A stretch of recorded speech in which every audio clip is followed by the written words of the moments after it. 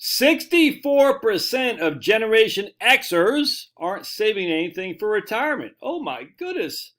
That means they're not going to be able to retire. I'm a Generation Xer, so I found this. I had a nice little chuckle at this. Broke generation. 64% have stopped saving for retirement, says this study here, this on Zero Hedge by WRAL TechWire. Actually, make this bigger. I can't see it. Well, 1,000 Gen Xers born between 1965 and 1980, and they said a staggering 56% said they had less than $100,000 saved for retirement, and 22% said they have yet to save a single cent for retirement. Do we actually have a link to this study? Interesting. The reasons for the lagging savings varied, with many citing poor economic conditions and back-breaking student debt as retirement roadblocks. Let's see. The reality is that Generation Xers are facing a retirement crisis. Unless they take action now, they won't be able to retire comfortably at all. And it clicks on this thing is just to talk about the Trinity study, 3 to 4% a year. Oh, 3 to 4% a year. Oh, so stupid. One of the main reasons why Gen Xers have yet to save enough for retirement is that they have faced several financial challenges. In fact, they talk about they bought their house and they entered the workforce during the recession of the early 1990s, which made it difficult to secure stable jobs. That's stupid. They faced significant student loan debt, with the average amount owed being a whopping $43,000 per person.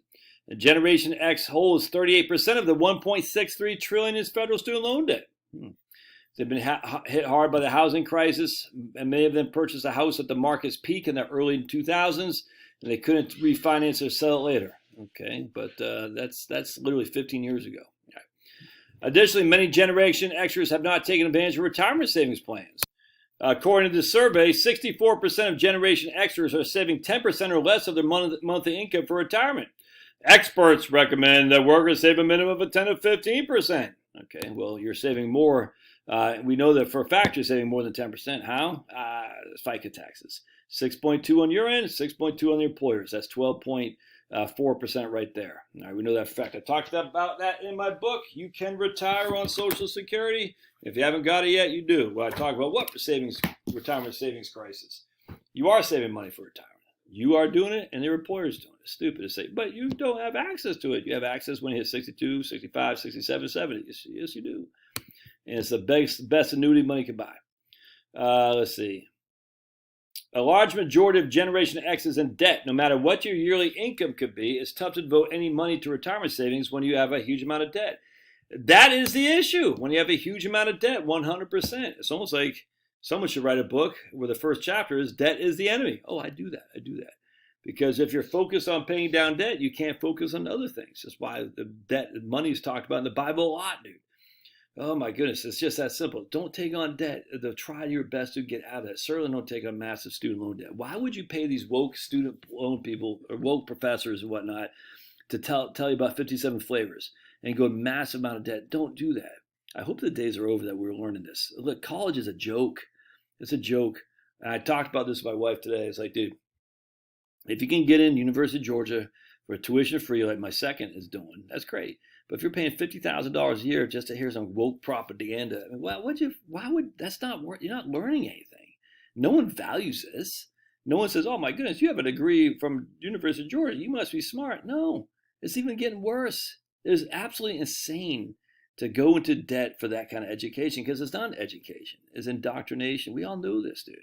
Crazy. Now, if you're going to be, I get it. If you're going to be a medical doctor, you have to have I get all that.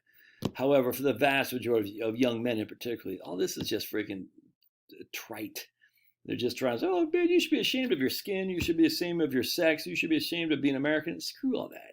Tell these people to pound sand. All right, anyway, so no matter what your income is, let's see. When discussing what prevents them from helping their future selves, 80% surveys say they're paying some form of debt. 52% saying they had at least $10,000 in non-mortgage debt, typically credit card. Yeah. Tack on personal expenses. It's easy to see why these middle-aged Americans are far from career finish line. I don't know. Let's take a look, though. This is a hit to the growing economy. Restart of student loan payments to slash household spending by $15 billion every month. Every month. Barclays economist said the bank has published a piece detailed calculation of just how much disposable spending would shrink as a result of the student loan repayment starting up again. The bank estimates a potential aggregate of $15.8 billion a month. When I said debt is deflationary, well, there you go. $15 billion a month is going to be taken out of basically buying retail stuff, buying a new shirt, buying freaking Papa John's pizza, whatever. And it's going to go to paying back debt. Debt is deflationary. We have a huge amount of debt. That's deflationary is the economy, without question. Now, I want to be clear. A lot of people think deflationary is a good thing. It means prices are going down. We had mass deflation in the Great Depression. Mass. The problem was you also had scarcity on top of that. That's the issue. And I'm telling you, man, this isn't just like, the price of this freaking calculator is going to go down because it's deflation. Some things go down, some things go up. It's still a matter of scarcity. Deflation leads to more scarcity.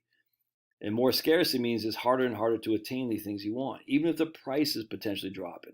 People think like deflation is like, it's like a good thing. Or I'm not deflation because I'm paying more for a pound of freaking bacon. Dude, people just don't get it. I'm telling you, man. Look at the Great Depression. Was it deflationary or was it inflationary? It was deflationary. Did you have access to more goods than you wanted in services? No, you did not. So even though the price of those goods and services are going down, you didn't have access to it. It's deflationary. That's just a fact, which is why people had breadlines. They didn't have enough access to food. Jobs were scarce.